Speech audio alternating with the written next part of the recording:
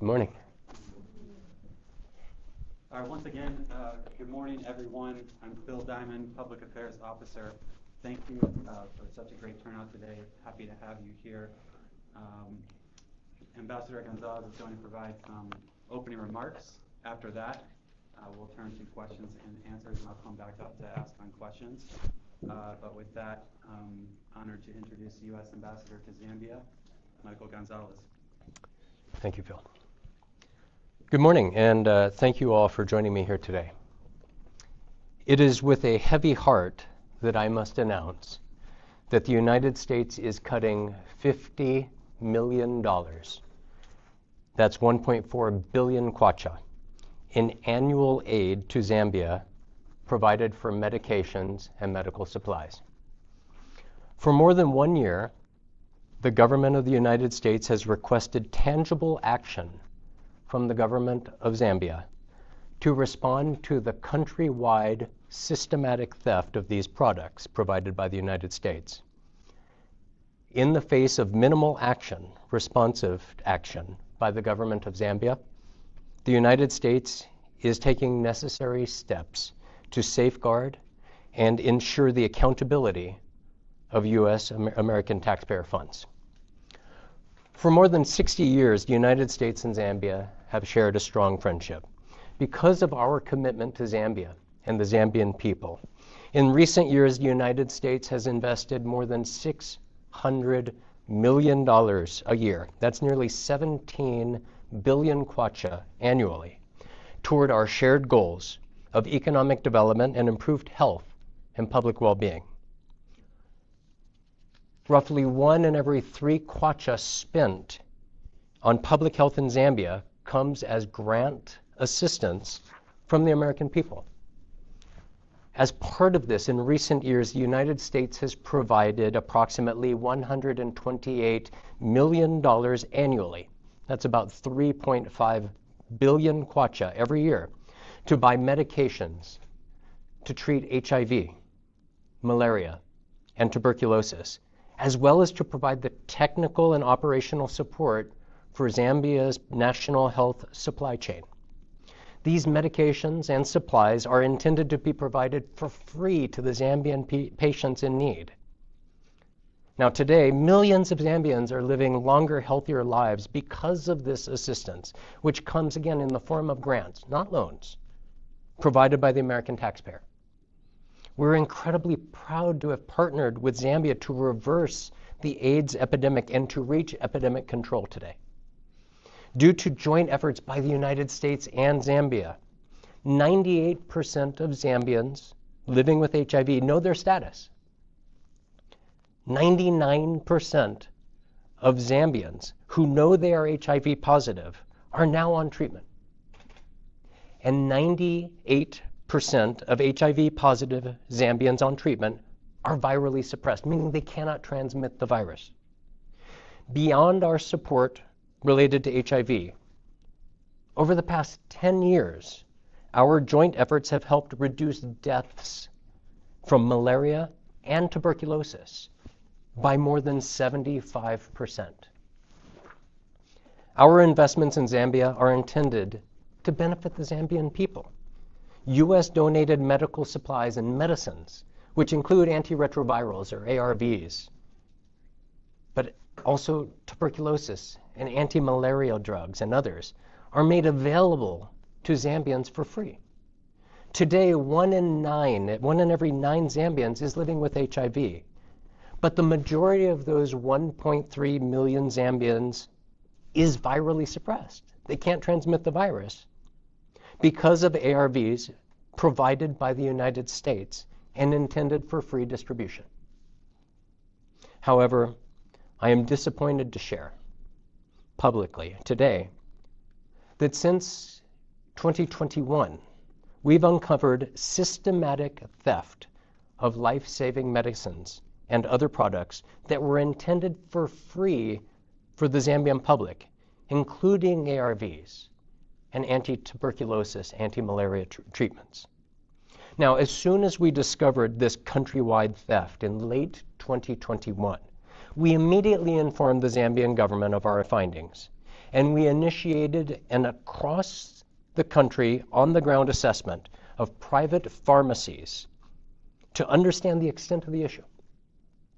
From 2021 through late 2023, our buyers visited more than 2,000 pharmacies in every province and district of this country that sell the same types of products that the United States provides for free to Zambia's healthcare system.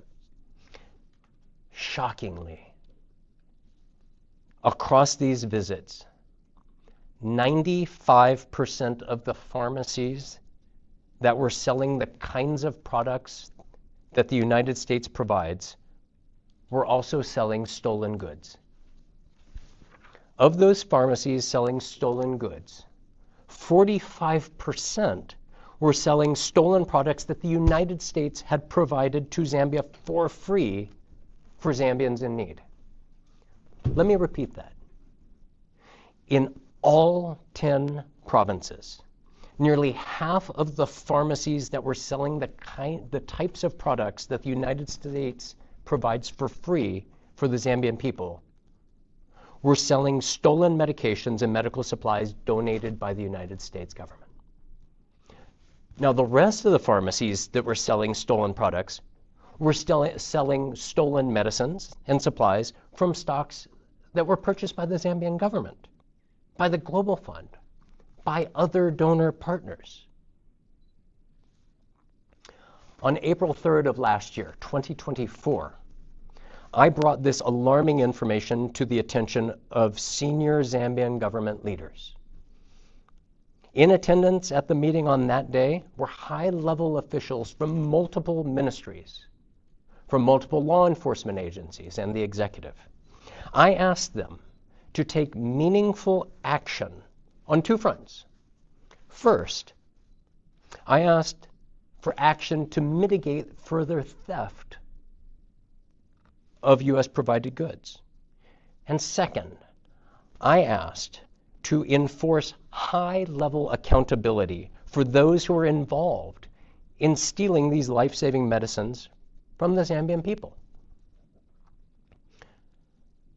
Over the next 13 months, through more than 33 senior meetings with permanent secretary level or higher Zambian officials, by U.S. Embassy staff, senior officials from Washington, and me, we reiterated our requests to the Zambian government for action to stop the further theft and to bring the culprits to justice. We even offered U.S. government experts in supply chain management and in law enforcement to partner with Zambian counterparts to support the requested efforts. I regret that to date, the government's actions have fallen drastically short of demonstrating a commitment to safeguarding U.S. assistance and the lives that we aim to save with it. Instead of investigating supply sources or pursuing the masterminds behind the theft of medicines, law enforcement operations have focused more often than not on low-level actors and have led to the arrest of only a few mid-level officials. And more than 6 months into a forensic audit of the mismanagement of the Zambia Medicines and Medical Supplies Agency, ZAMSA, there is still no public report, nor has the United States received a private report. Since October, I've alerted senior government officials of my obligation to safeguard American taxpayers' resources in the face of the gross theft and mismanagement. I have stressed repeatedly that the accountable safeguarding of American taxpayer funds will require the United States to significantly reduce our contribution of medicines and medical supplies if meaningful action is not taken to hold high-level culprits responsible and to stop that theft. I have messaged that consistently at very senior levels since October. After more than 1 year of little tangible action by Zambian authorities to address this systematic theft of U.S. provided health support, The United States can no longer justify to the American taxpayer continuing to provide massive levels of assistance when the Zambian government doesn't take the necessary measures to protect this American investment. And as a result, and truly with a very heavy heart, the United States government has made this very difficult decision to cut $50 million of our annual support for critically needed medications and medical supplies in Zambia. Again, that's 1.4 billion kwacha of assistance that is being lost. The exact parameters of the reduction are not yet finalized, and my embassy team and I remain available to engage with the government to discuss how we do this. This is not a decision that we have taken lightly.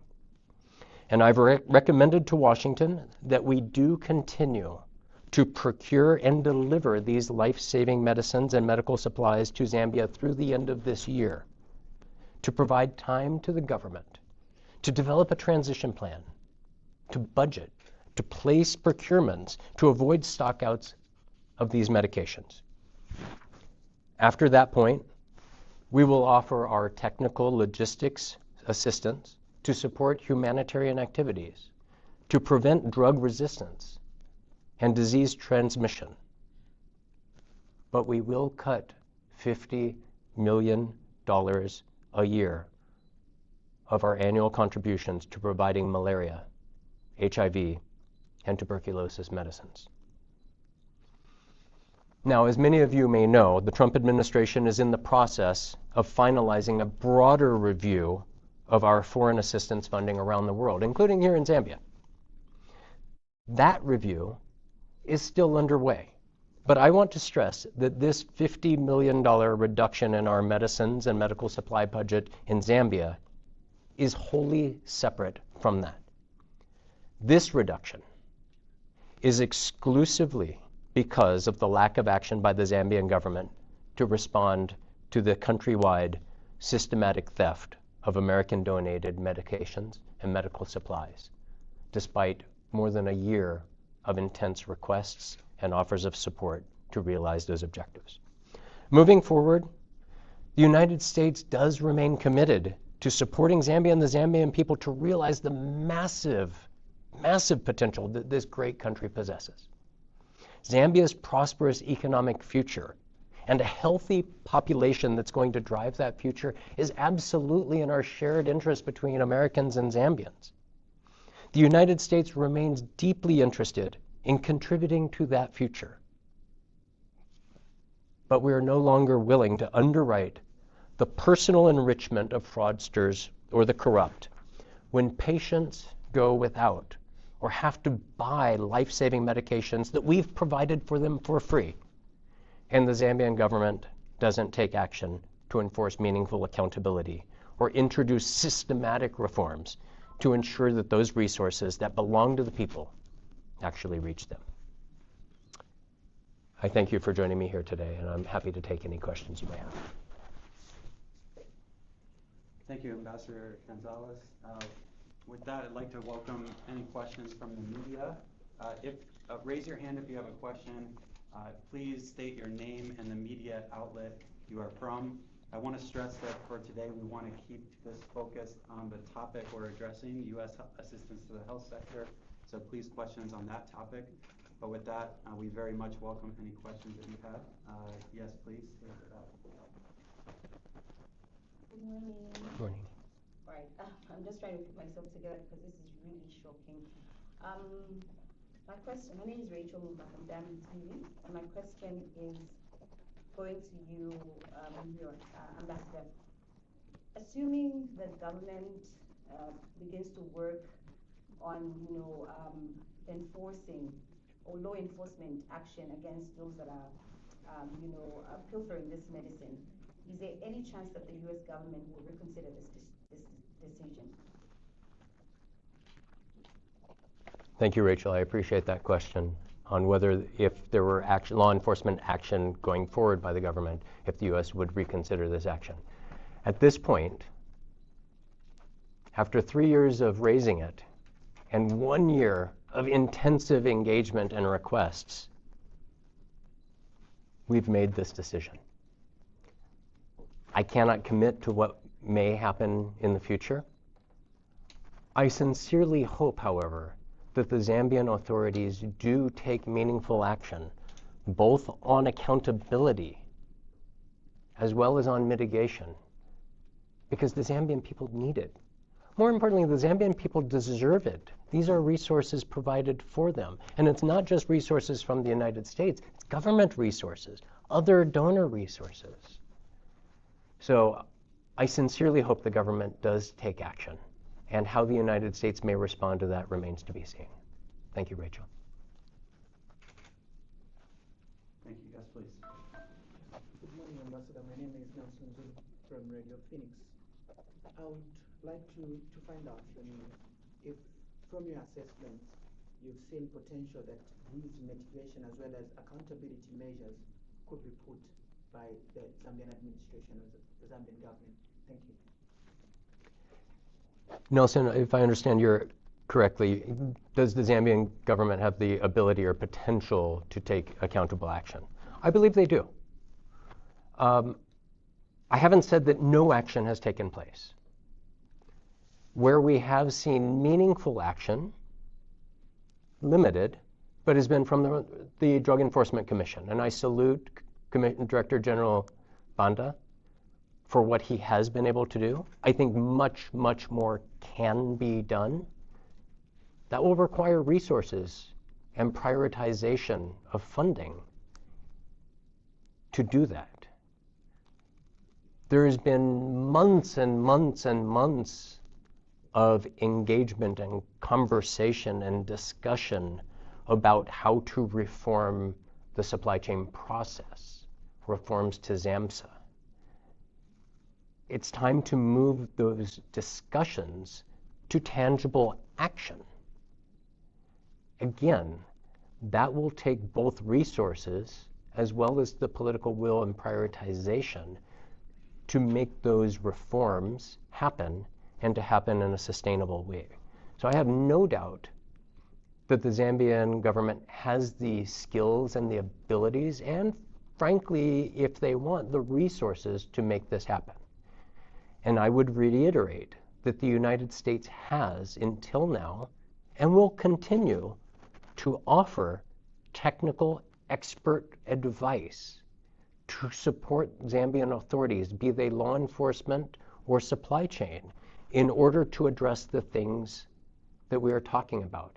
In that meeting, that very senior packed meeting that we held with government on April 3rd of last year, 13 months ago, I opened it by saying, we have a problem. Not you we have a problem, and we are committed to work with the Zambian authorities to resolve it, to address those two priorities of mitigation and accountability. But we're not doing it alone. Hope that answers your question, Nelson. Yes, please. My name is George Zulu from the Mass Newspapers. I've got one question for you, Your Excellency. You mentioned typically about the thieving of our medical supplies from the American government. I just want to find out how deep rooted is this theft of our medication and medical supplies that the American government is giving to Zambia. And furthermore, have you had a chat with the Republican president about this theft, especially that all the security wings, you talk about DEC, ACC, Zambia Police, OP, they're in the office of the president. I thank you. Thank you, George. Two questions. One, how deep does this go? And second, have I discussed with the Republican president? I will say in terms of the scope of the theft, we do know that it has been going on for multiple years. We do know that it is happening in every province, virtually every district around the country. In terms of the depth, I would prefer to wait for the government to release the forensic audit, or at least broad parameters found from the forensic audit. I recognize that the public release of something like that is probably unlikely in the near term, because ideally, the content found from that forensic audit will be used to lead credible investigations. But the dynamics that we're seeing in terms of the scope, the frequency, the patterns of the theft leave me with zero doubt that this is an organized criminal endeavor that includes fairly senior people. I'm not saying senior government people per se, but senior people who have the wherewithal, the means to pull off a multi-year, full of country organized criminal endeavor. In terms of individual names with whom I have engaged or others have engaged in government, I would prefer to keep those among government. You may want to pose that question to government authorities if they're willing to release. I have no objection should they. But again, 33 at least senior meetings by me, people from Washington, my team, with permanent secretary level and more senior officials across all relevant agencies and elements of the Zambian government over 13 years. Good morning, Ambassador. My name is Mania from News Leaders. You've indicated that over a year ago you met government officials over a high-level meeting that you had with them. I wanted to find out what was the immediate response that government gave following the concerns that you raised. Was there any efforts that government indicated that it was putting in place to bring a stop to the results or investigations that was conducted? What was government's response towards the meeting that you held over a year ago? Yeah, thank you. So what was the government's response to that high-level meeting? We heard all the right things. We heard shock, disappointment, commitment. We heard a directive to law enforcement to take immediate action. I used that meeting to stress not taking immediate overnight action, because it was clear that this was a bigger, more organized endeavor that would require a bigger organized response, an investigation. I stressed, I pleaded with government, don't just go into a random shipping container that is selling commodities, find that they're selling something that is stolen, and arrest the 15-year-old kid behind the counter. Because I guarantee you that kid didn't buy the medication, maybe doesn't even know where it came from. So use this like a reasonable, organized law enforcement investigation to find where are stolen medicines being sold from? Who owns those pharmacies? Call them in. Where are they buying from? How did the person selling obtain the medications? I'm not a law enforcement officer. I do have U.S. federal law enforcement officers based here in my embassy who I pleaded with government authorities. Please take advantage of them to help you design such an effort to respond. A day and a half later, I think it was a Friday, so around April 5th or so of last year, we saw a great headline. Zambia police go in and they've arrested, I think it was 16 people for selling stolen medicines. So I heard all the right things. I saw a great headline that suggested action was being taken. Over the next month and a half or so, there were two more similar headlines. I think one up in Copperbelt and one down in Southern, with the same pattern. The 15-year-old kids behind the counter were arrested. Easy, small fish were picked up. And I have not seen evidence of organized law enforcement response to the organized criminal endeavor since late June of last year. Until January of this year, when we did see, as I said, DEC did make a couple of arrests. Very eager to see what comes of that.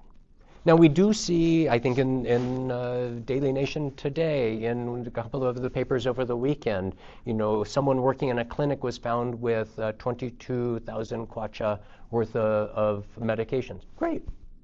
I mean, that needs to be part of the solution. But if this is happening in an organized way across the entirety of the country, it's going to be responded to in an organized way across the entirety of the country, not by picking up small fish. So I heard all the right things. I've yet to see the tangible action that will actually stop this and ensure that the Zambian people get the commodities that your government is buying for them, that your friends around the world are providing for free. Sorry, Munya, I went well beyond the scope of your question. Okay, But I have a follow-up question. Please. Yeah, but why do you think there's this resistance to address the issue? You've mentioned that you put in frantic efforts to engage government, but there's this resistance. Do you think that you've attributed it to having maybe senior people involved in this organized syndicate? Why do you think there's this resistance? Do you think the senior people are actually benefiting directly? That's why there's this resistance to address the issue? let me be clear. I have no indication or reason to believe that senior government officials are or are not involved in this. Hopefully, the forensic audit would reveal that, or at least indications of that. Why the resistance? That's really a question for the Zambian government.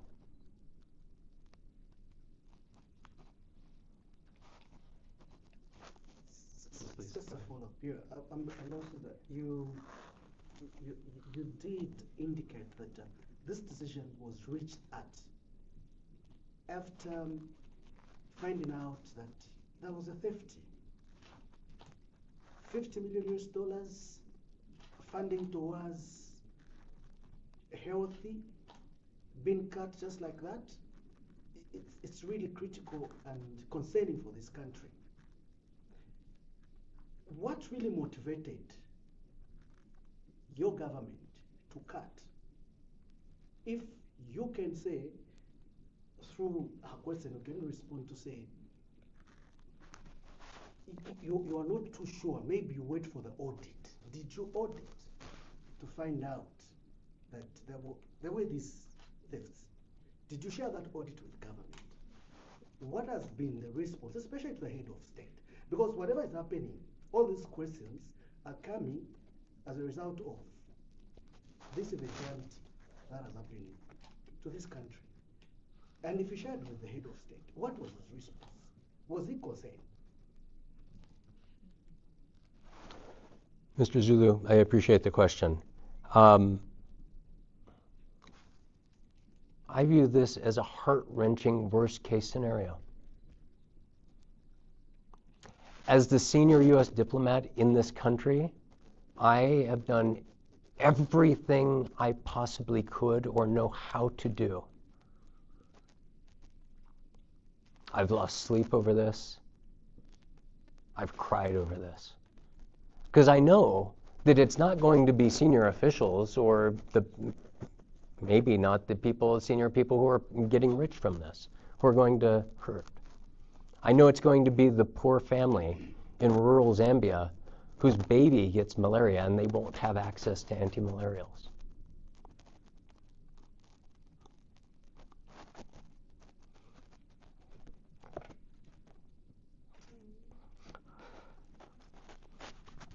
It breaks my heart. But I also have a duty to the American people, to the American taxpayer. to safeguard and ensure the good use of these resources. I've bent over backwards doing everything I know how to do to prevent this, to partner or have tried to partner with authorities to respond.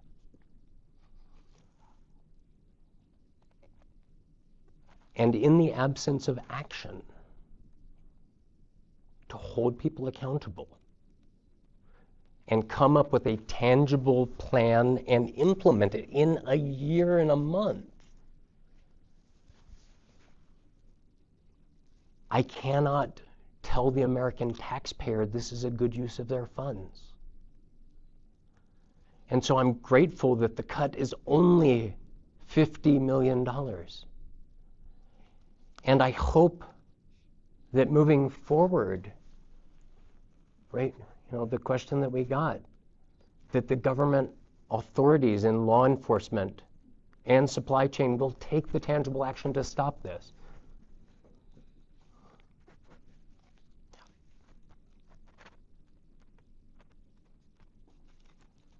Let's do one or two more questions. Yes, you haven't had a chance for a question yet. Good morning, Ambassador Dana. It's Chisi from QFM. I wanted to find out how many people are going to be affected by this decision. My goal is that no one. My goal is that we will come up with a method and approval for not cutting this year. My goal is that the Zambian government will come up with the funding to budget and start the procurements to assume the purchase and the supply and distribution of the medications that are no longer going to be provided by the United States, so that the Zambian, that family in rural Machinga, when they go to the clinic, there is medication available. It won't be from the United States, but it hopefully will be from the Zambian government. They have the ability to do that.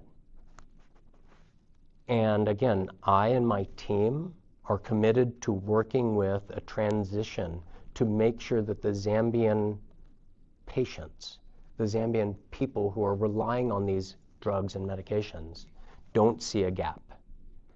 I understand today the Zambian healthcare system does have adequate antiretroviral drugs to provide continuity of treatment for the 1.3 million Zambians who take ARVs daily.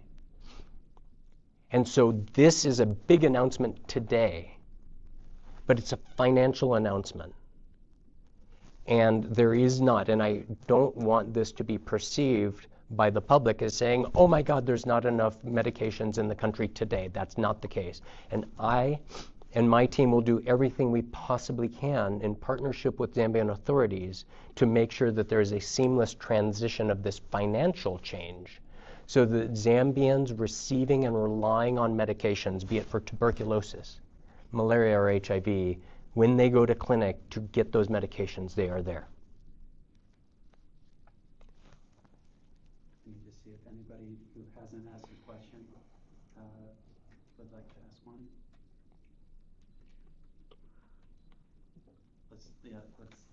Yes, please. One last go ahead. One last question. Good morning, Ambassador. Good morning. Just in case maybe not to my knowledge, I just want to find out how much you are providing in terms of aid before the $50 million was cut. Yeah. I'm sorry, what's your name? Joanne from Prime TV. Joanne. Great. Thank you, Joanne. So as I said at the beginning, in recent years, the United States has provided over $600 million of grant aid to Zambia each year. That's just under 17 billion kwacha. Of that, about $450 million has been related to health, HIV, malaria, tuberculosis, cervical cancer, maternal and child health. That represents roughly 1 in every 3 kwacha spent in public health in Zambia. Of that, $128 million, about 3.5 billion kwacha, has been in the form of medicines and medical supplies. And it is from that budget that this $50 million is going to be cut. Friends, thank you so much for joining us today. It is, again, with heavy heart that I make this announcement after doing everything possible to prevent it. But let me end on the same way I ended my formal remarks. This is an amazing country with phenomenal potential. This is a country that the United States believes in and wants to support, partner with, to achieve that potential into a reality that benefits both of our countries. I hope we're able to do that more effectively moving forward. I thank you.